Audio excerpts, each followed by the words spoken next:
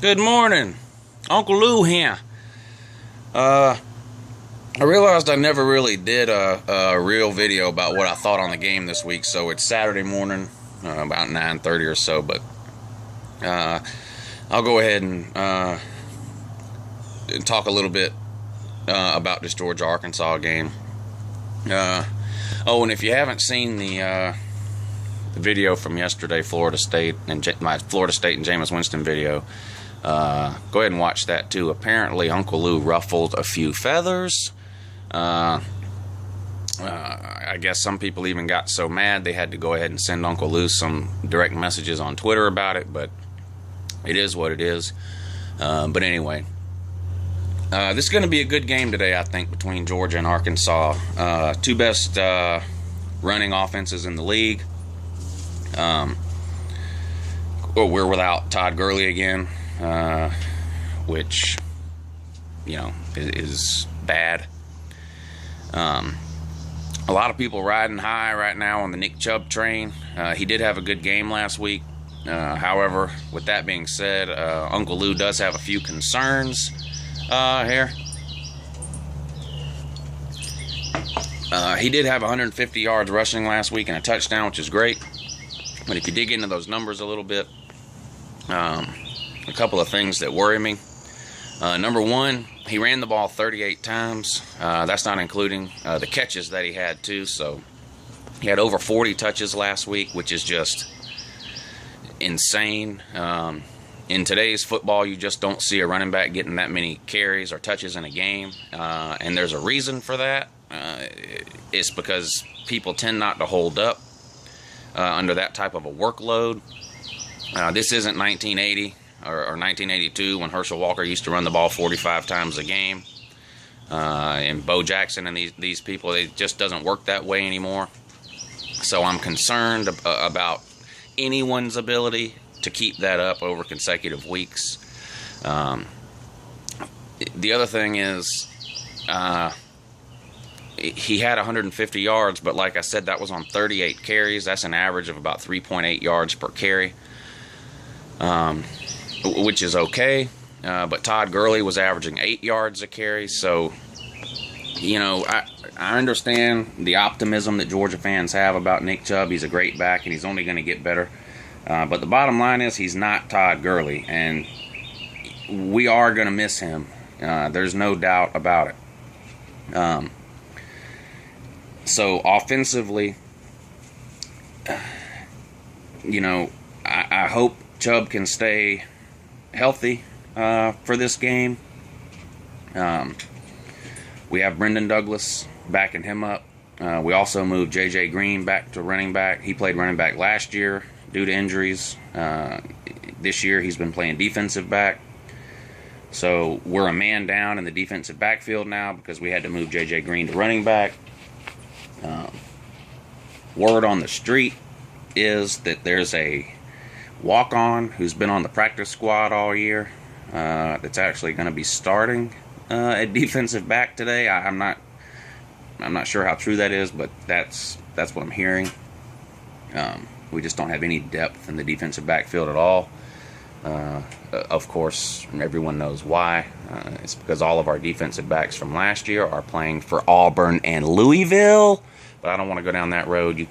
I'm in a good mood today. I'm trying to keep it that way. So, Hudson Mason needs to have another game similar to last week, with no mistakes, no turnovers, no interceptions. We need to be good on third down. I'm still not a believer in Hudson Mason. I just don't understand how it can be 2014 and a big-time Division I program like Georgia is starting a quarterback that can't throw the ball further than 7 yards. I just don't see how that happened. I don't understand how anybody with that type of an arm ever got onto Georgia's roster to start with. Forget the fact that he's a fifth-year senior and redshirted after his sophomore year so that he could be here this year after Aaron Murray was gone and get his one shot. I mean, that's great. But I just don't understand how in today's age of football we're stuck with a quarterback who can't complete anything more than a 7-yard out. His average Hudson Mason's average pass travels 5.5 yards in the air. It's just frustrating to watch an offense function that way.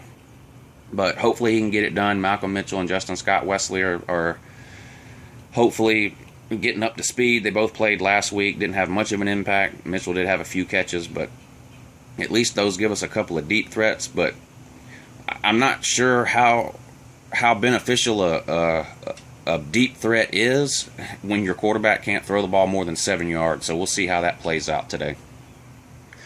As far as Arkansas offensively, they run a very similar offense to Georgia, pro style, a lot of I formation,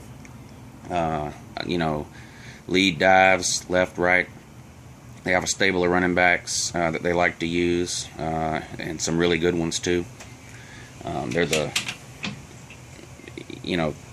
their quarterback. I haven't watched their quarterback as much as I've watched Hudson Mason, but I think he has 10 touchdowns to 2 interceptions, so he seems like he takes care of the ball too. Nothing too flashy, but they like to ground and pound. They have the biggest offensive line in the SEC. Arkansas does. In fact, Arkansas's offensive line is bigger than any offensive line in the NFL, which is just mind-boggling. Georgia does have the #1 rush defense in the SEC, so their strength is playing into our strength. So hopefully that can be an advantage for Georgia. We can slow down their ground game some, force them into some 2nd and 3rd and longs, get some pressure on that quarterback, maybe force them into a couple of mistakes. We'll see. This game, of course, is being played in Little Rock, and I'm not 100% sure how this works with Arkansas. Of course, they're from Fayetteville, Arkansas, and I guess they play 1 game a year in Little Rock. I'm not sure why, but they do, and this is the 1 game.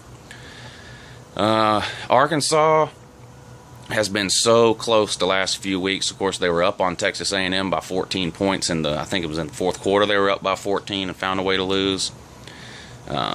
Against Alabama last week, I really thought Arkansas outplayed Alabama in that game. A couple of huge mistakes by Arkansas. Of course, the missed extra point, a missed field goal. I think they had a turnover in the red zone too. All jokes, I know I made a joke earlier about Arkansas and Tennessee in the Moral Victory Bowl, but all jokes aside, they do remind me a lot of Tennessee. They're in that they're a very talented team, but for whatever reason, just haven't found a way to break through in a big game, especially close games. They seem to struggle closing out close games. So if it's a close game, I would think that would favor Georgia today, just because Arkansas's track record the last couple of years, they just seem like they can't close one out. I can't see Georgia having another performance like they had last week. Of course, that would be awesome if they did. That would make me very happy, but I can't see another 30 or 40-0 type game. I actually think this game is going to be our lowest scoring game of the year, both offensively and defensively. With both teams running the ball so much, I think that's really going to slow the game down. So I think earlier in the week I made a prediction of 31-27 Dogs. I know you're not supposed to get on here and change your prediction, so if anybody wants to tell me how stupid I am, you can get in line behind everybody else. Or you can get in line behind all the Florida State fans that are messaging me, because they're also telling me how stupid I am. But I'm gonna change it up a little bit here. I'm gonna go 27-23 Dogs. I think we win a close one on the road. But this is going to be a good game, and UNCLELOU is worried. I'm not going to lie. Arkansas is going to win one of these games here at some point, and I just hope it's not this one. But anyway, hope everybody has a great Saturday. Enjoy your games. And go Dogs, and good morning to